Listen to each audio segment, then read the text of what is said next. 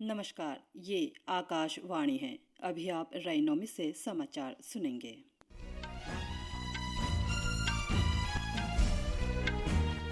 पहले मुख्य समाचार। लोकसभा चुनाव के तीसरे चरण का मतदान जारी। 10 राज्यों और एक केंद्र शासित प्रदेश के 93 निर्वाचन क्षेत्रों में मध्यम से तेज मतदान की खबर। 7वें और अंतिम चरण की अधिसूचना जारी होने के साथ ही नामांकन प्रक्रिया शुरू। भारतीय नौसेना के जहाज दिल्ली, शक्ति और किल्टन दक्षिण चीन सागर में पूर्वी बेड़े की तैनाती के लिए सिंगापुर पहुंचे। और आईपीएल क्रिकेट में आज शाम दिल्ली कैपिटल्स का मुकाबला राजस्थान रॉयल्स से। अब समाचार विस्तार से। लोकसभा चुनाव के तीसरे चरण में मध्यम से तेज मतदान हो रहा है। दोपहर 1 बजे तक लगभग 40% मतदान की खबर है।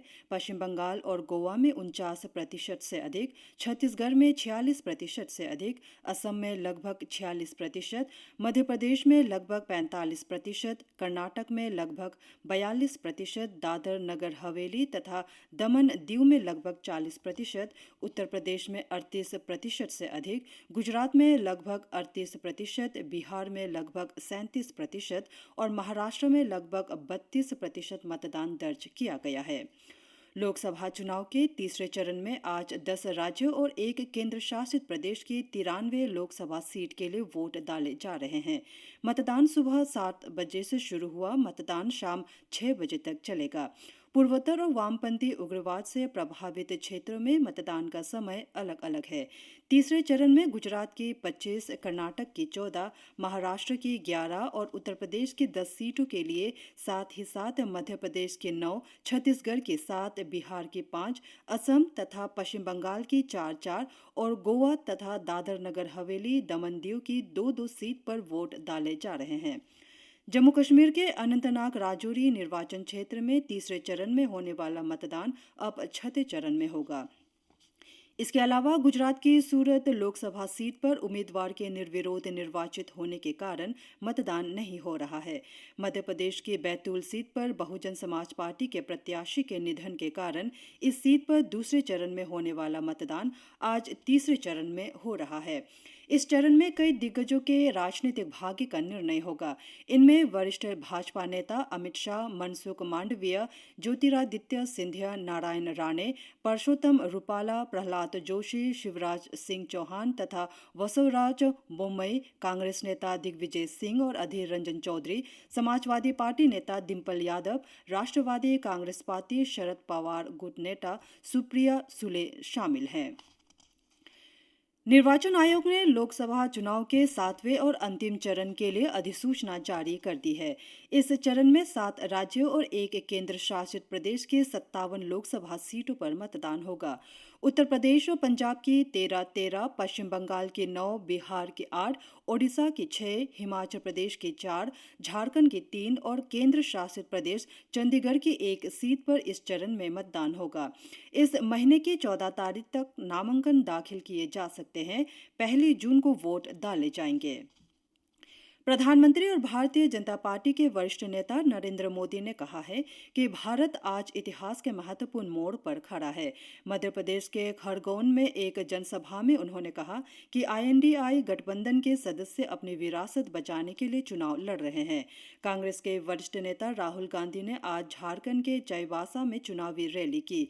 उन्होंने कहा कि ये चुनाव जनजातियों, गरीबों और पिछड़े लोगों के अधिकारों की रक्षा का चुनाव है। श्री गांधी ने कहा कि भारतीय जनता पार्टी जल, वन और भूमि जैसी संपत्तियां कुछ उद्योगपतियों को सौंपना चाहती है।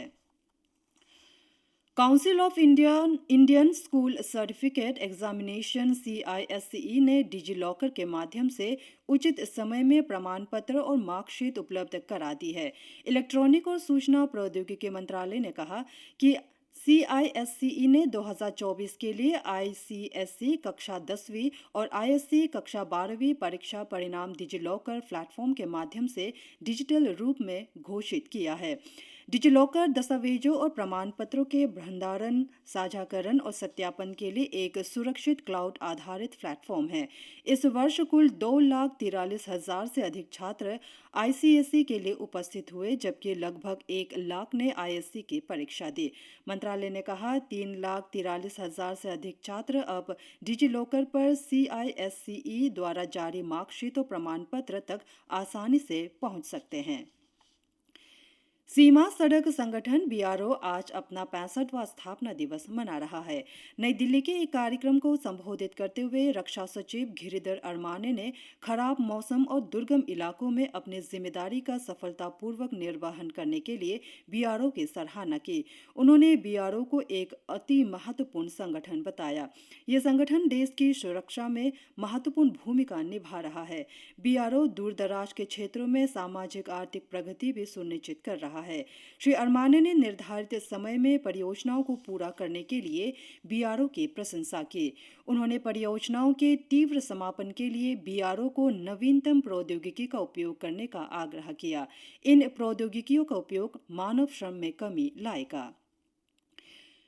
विदेश मंत्री डॉक्टर सुब्रमण्यम जयशंकर ने आज वैश्विक चुनौतियों के प्रति देश के विकसित दृष्टिकोण को उजागर करते हुए एक सैद्धांतिक और मजबूत राष्ट्र के रूप में भारत के रुख पर जोर दिया। दिल्ली विश्वविद्यालय के हंसराज कॉलेज में विकसित भारत 2047 कार्यक्रम में बोलते हुए डॉक्टर जयशंकर ने देश में तेजी से हो रहे तकनीकी विकास की सराहना की। उन्होंने 2047 तक भारत के 30 ट्रिलियन अर्थव्यवस्था बनने का विश्वास जताया। डॉक्टर जयशंकर ने लोगों से विकसित भारत पहल के महत्व को पहचानने का आग्रह किया और इसके व्यावहारिक निहितार्थों पर जोर दिया। भारतीय नौसेना के जहाज दिल्ली, शक्ति और किल्टन दक्षिण चीन सागर में पूर्वी बेड़े की तैनाती के लिए सिंगापुर पहुंच गए हैं। रक्षा मंत्रालय ने कहा ये यात्रा कई कार्यक्रमों और गतिविधियों के माध्यम से दोनों देशों के बीच दीर्घकालिक मित्रता और सहयोग को मजबूत करेगी। भारतीय नौसेना और सिंगापुर की नौसेना के बीच 3 दशकों के सहयोग, समन्वय तथा नियमित दौरों, सर्वोत्तम प्रथाओं के आदान प्रदान और पारस्परिक प्रशिक्षण व्यवस्थाओं के मजबूत संबंध रहे हैं। मंत्रालय ने कहा मौजूदा तैनाती दोनों नौसेनाओं के बीच मजबूत संबंधों को दर्शाती है। आंध्र प्रदेश, रायलसीमा, तमिलनाडु, तेलंगाना और कर्नाटक सहित देश के दक्षिण पूर्वी क्षेत्रों में भीषण गर्मी की स्थिति जारी है। मौसम विभाग ने कहा है कि क्षेत्र में सबसे अधिक 43 से 45 डिग्री सेल्सियस तापमान रिकॉर्ड किया गया। सौराष्ट्र और राजस्थान में भी भीषण गर्मी की स्थिति बनी रहने की संभावना है। आकाशवाणी से बातचीत में मौसम विभाग के वरिष्ठ वैज्ञानिक RK जैनामणि ने बताया है कि पूर्वी भारत में लू की स्थिति पूरी तरह से कम हो गई है। उन्होंने बताया कि पूर्वी और पूर्वोत्तर भारत में अगले 2 से 3 दिनों में तेज वर्षा हो सकती है। उत्तराखंड सरकार राज्य के जंगलों में लगी आग पर काबू पाने के लिए लगातार प्रयास कर रही है। जंगल की आग से प्रभावित प्रत्येक जिले के लिए 5 करोड़ रुपए के बजट आवंटन की घोषणा की गई है। संबंधित जिलों के जिलाधिकारी, जिला आपदा प्रबंधन अधिकारी, जिला वन अधिकारी, पुलिस अधिकारी और फायर वॉचर लगातार जंगल की आग बुझाने में लगे हुए हैं। पौड़ी जिले के जंगलों में लगे आग पर काबू पाने के लिए भारतीय वायुसेना के Mi-17 हेलीकॉप्टर की मदद ली जा रही है। IPL में आज दिल्ली के अरुण जेटली स्टेडियम में दिल्ली कैपिटल्स का मुकाबला राजस्थान रॉयल्स से होगा। मैच शाम 7:30 बजे से खेला जाएगा। कल हुए मैच में मुंबई इंडियंस ने सनराइजर्स हैदराबाद को 7 विकेट से हरा दिया।